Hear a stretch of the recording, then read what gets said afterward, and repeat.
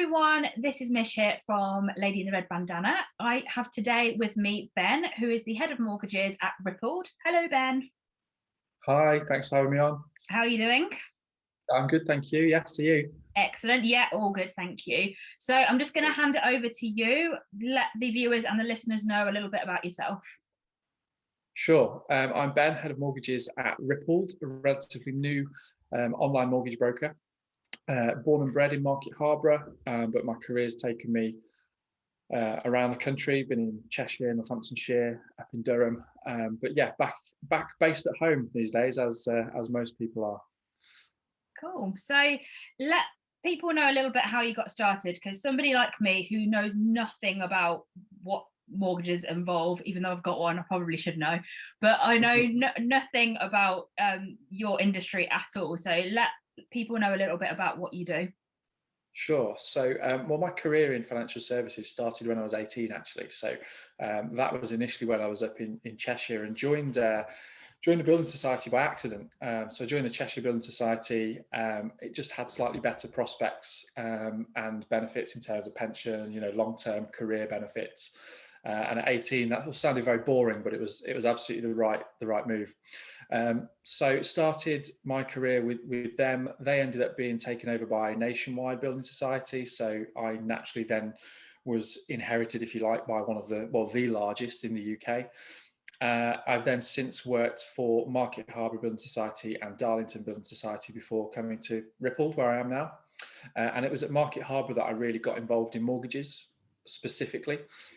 So Market Harborough Building Society helped me through my mortgage qualification, gave me the exposure to quite a specialist mortgage market, effectively, because they were not doing your traditional high street mortgages. They were doing more quirky stuff. And so that was a really good upbringing in the mortgage industry, if you like, which I then took onto my next role with Darlington, and hopefully, all that experience combined brings me to be a good fit with Rippled, where I am today.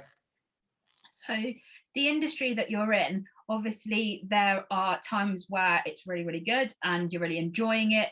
And we all like to say that we enjoy our jobs. You wouldn't be doing it if you didn't enjoy it as much as you do, and you're still in it since being 18. I'm not saying you're old at all, because you're younger than me.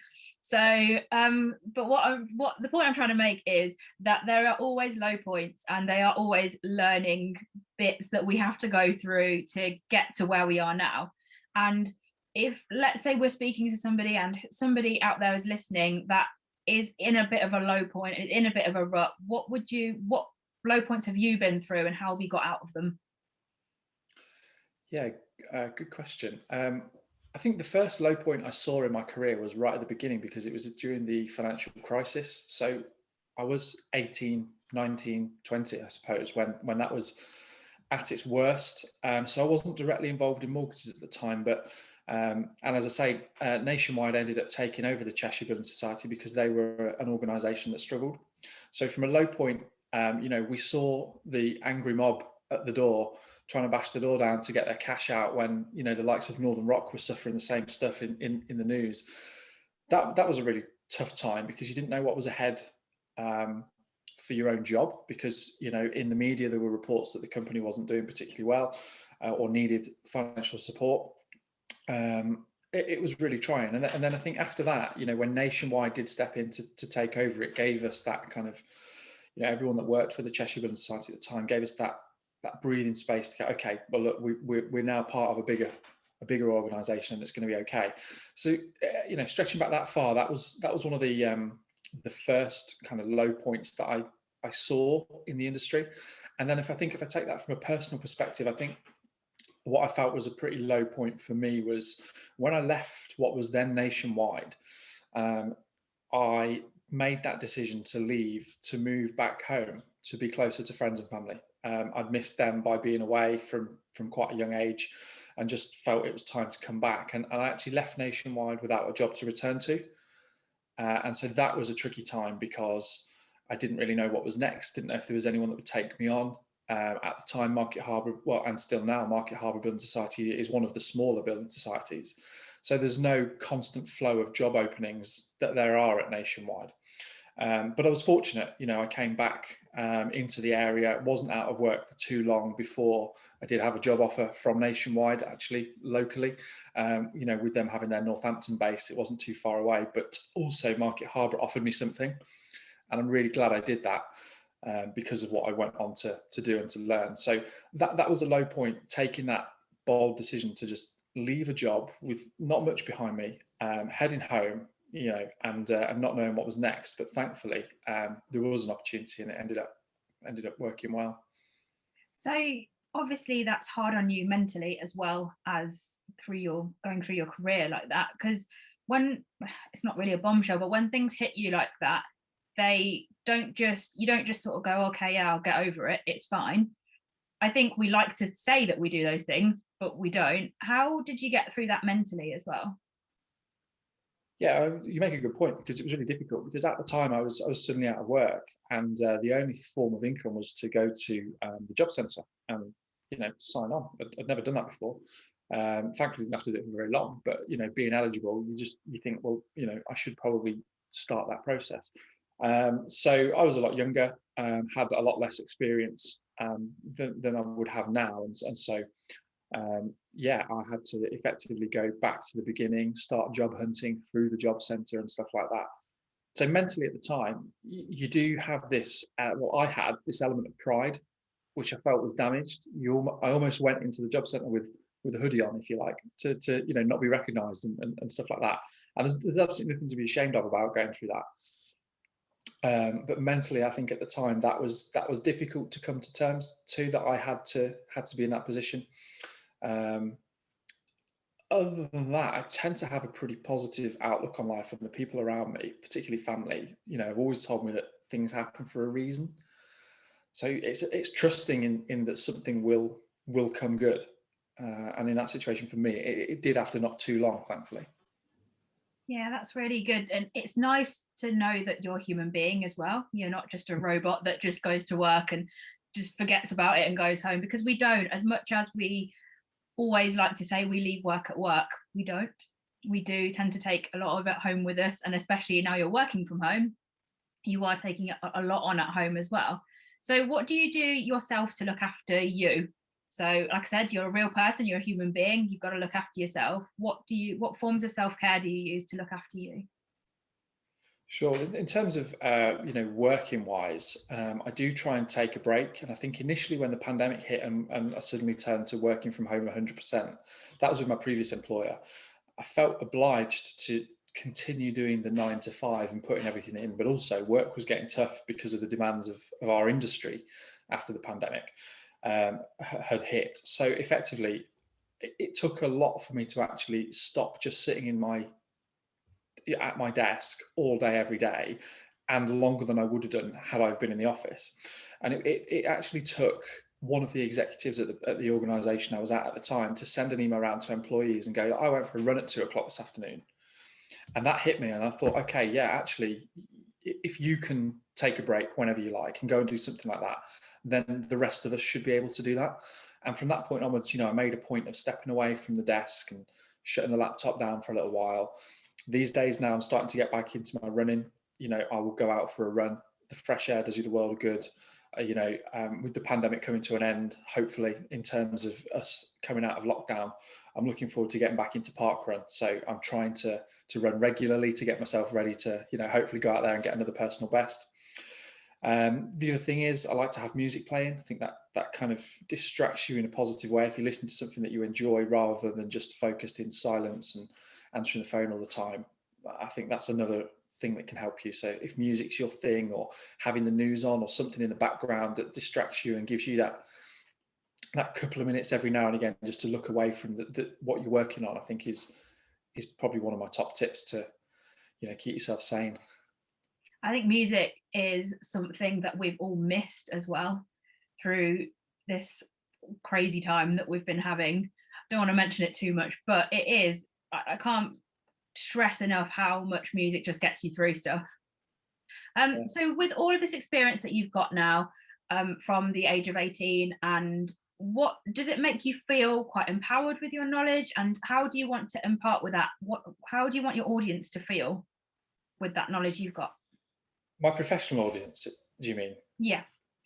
Yeah. So, yeah, absolutely. I think, I can confidently go and speak to clients or other businesses that I'm working with and say that I have, I mean, I haven't even added it up. What am I now? 32. So I've got 14 years experience in the financial services industry. That sounds pretty good now. Initially, I've been in the industry for a year, perhaps doesn't sound quite so strong. So I do feel that gives me the confidence. Yes. I have had my mortgage qualification since 2015, I think it was, when I was accredited with that. So again, I'm in year 6, if you like, of having that qualification under my belt. And it's since then that I've worked in mortgages continuously. The other thing that gives me confidence in the my audience being able to have confidence in me is that I have worked with mortgage brokers, different mortgage lenders, and seen a wide section of the industry. The roles that I've had have enabled me to work with other people rather than just be tunnel visioned in one organization. And so I think the exposure that I've had through my most recent 2 or 3 roles has been vital in giving me the confidence to bring to Rippled, where I am now, to go out there and say, yeah, we've got a really strong brand, we've got really good people, and actually we've got really good experience behind it. And I think the culmination of that comes from the things as I've just said there. That's really great. I think with experience, you're never stopping learning. It's one of those things that you will continuously do throughout your life, through your career, through your personal life as well. And I think anyone that thinks it stops there when you get the best at what you're doing, or you feel like you're the best at what you're doing, is wrong. I do think you are continuously learning throughout life. So I'm going to talk a bit more about you now on a personal level. What inspires you every day to get up in the morning and to do what you do? That's a good question. A lot of what I do now is problem solving, and I like problem solving. So I like coming up with a solution. I like it to be the best solution. In the mortgage advice world, there are lots of mortgage brokers out there. Do they all look into it in the level of detail that I do? I'm not sure, but I pride myself on that. So that motivates me for sure. As it stands today, Rippled is a relatively young business, so we've got quite a big growth journey ahead of us, and that's a motivation as well. It would be really nice to see that grow, that develop, and become one of the, I guess, national brands that people turn to for free and fair mortgage advice. So they're the things that professionally get me up and get me out of bed. Me and my partner, we've got ambitions, of our own. Going on holiday again. We've got different projects on the go as well. So, they're the other things, I suppose, that get me out of bed that's not work related. Cool. And what would you like to do more of each day? Because we've all kind of got into this situation where we are very grateful for having a roof over our head, for having food on our plate, for being able to go for a walk. I mean, those things used to be, oh yeah, we'll go for a walk. It seemed a bit boring at that time, and going for a run, doing your exercise, listening to music. What have you taken out of this whole lockdown situation, which you would continuously do when we are out of it, when we're a little bit more busier with life? I think it's a couple of the hobbies that I started pre-pandemic and never really focused on. We had the breathing space to be able to go and do more photography, for example. So I've got a decent enough beginner's camera, but it gives me the opportunity to mess around with editing and stuff like that. I had some quite good exposure on a website as well. I think one of my photos that I'd taken whilst on holiday pre-pandemic got something like 250,000 views on one of these photo platforms. So that's a motivation to go out and carry on doing it. It tells you that there's an audience out there that likes what you do. And I never want to sell my work in that perspective, but it's quite nice to know that people can enjoy looking at it. So I think photography would be the big one for me. And then just being a little bit more consistent with exercise. I've let that go over the years. I used to play football when I was younger, and had a regular gym membership, and I didn't do that. And when that sort of stuff was taken away from me through the rules that we've all had to follow, like you say, you took it for granted back then, and now I appreciate it a little bit more. So I think I'd like to maybe kick a ball around and get a little bit more, run, and then when the gym's open again, to be a little bit more consistent, which I did try between lockdowns, and then again, they closed. So we'll see. We'll see if I stick to that when they open up again.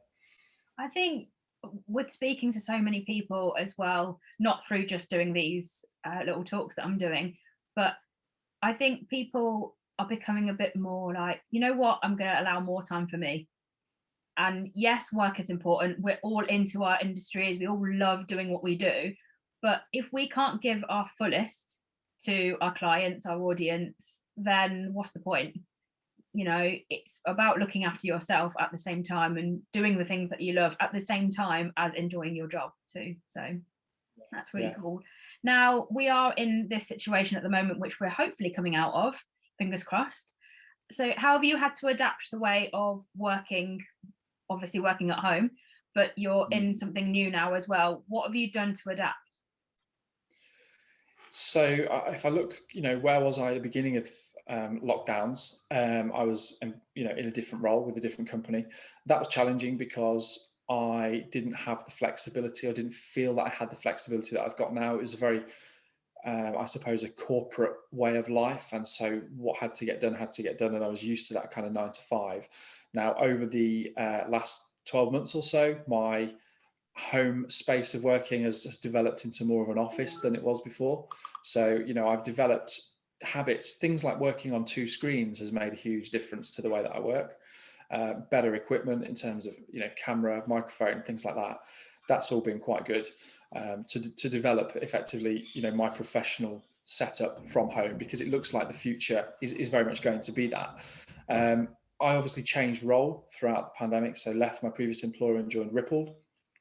And that gives me more of that work-life balance that you talked about there, where we've got to respect ourselves, we can give ourselves a bit more time.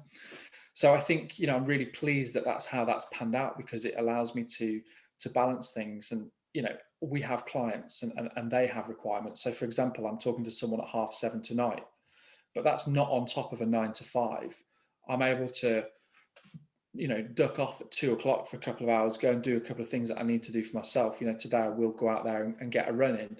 And then at 7:30, I can log on and have a chat to those clients, because that fits their lifestyle.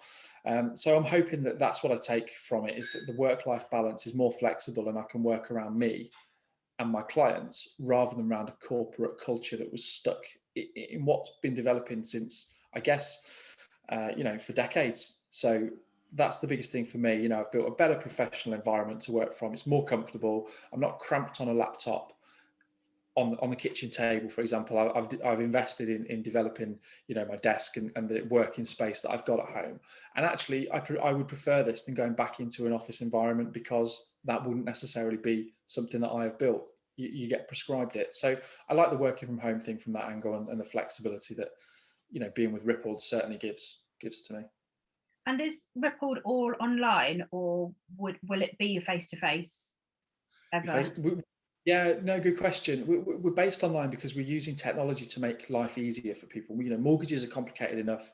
House buying or remortgaging is complicated enough as it is. So we're using technology to make that much more simple. We can do stuff like you and I are doing now. We can do a video call. We can do a phone call.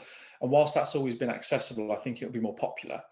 That said, will it be face to face? It can be, if that's what a client wants.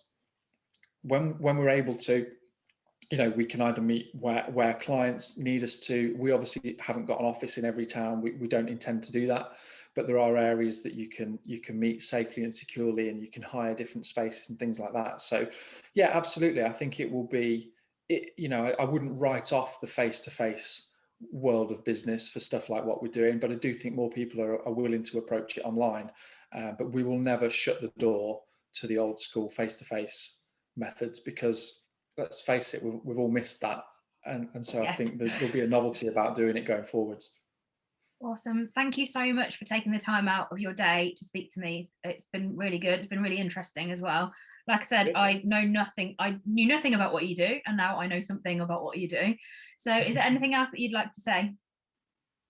No, I don't think so, Mitch. I think obviously, if any of your audience wanted to reach out to me, then by all means, they can, whether it's, professionally because they need something that we can offer at Rippled, or they want to chat about anything that we've discussed in this video. I'm open to it. I'm on the usual social channels, so I'd be happy to have a conversation. And I think that's one thing that this pandemic has focused on is actually talking to each other, being kind to each other. So if anyone needs a bit of steer, a bit of advice, or just a chat, I'm open to that. Thank you so much. You're welcome.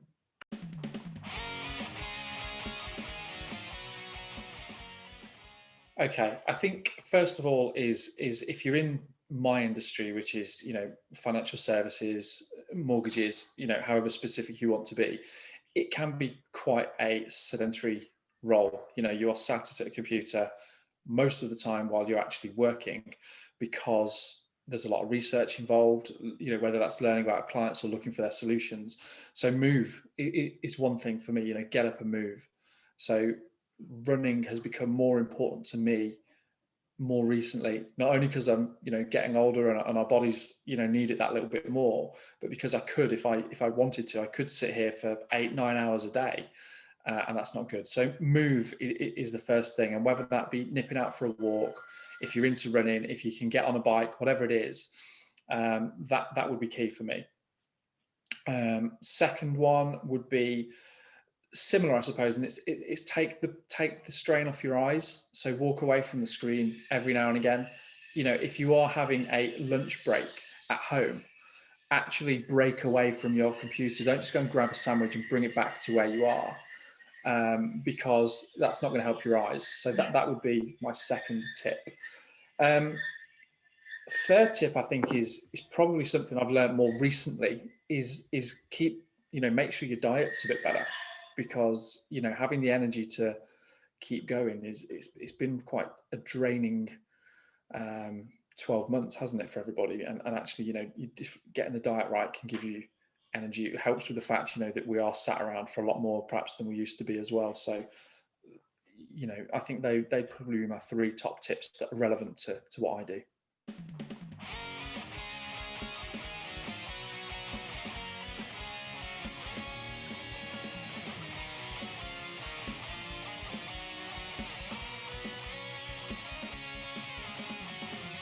We have been the lady in the red bandana, and we want you to be empowered to believe in yourself.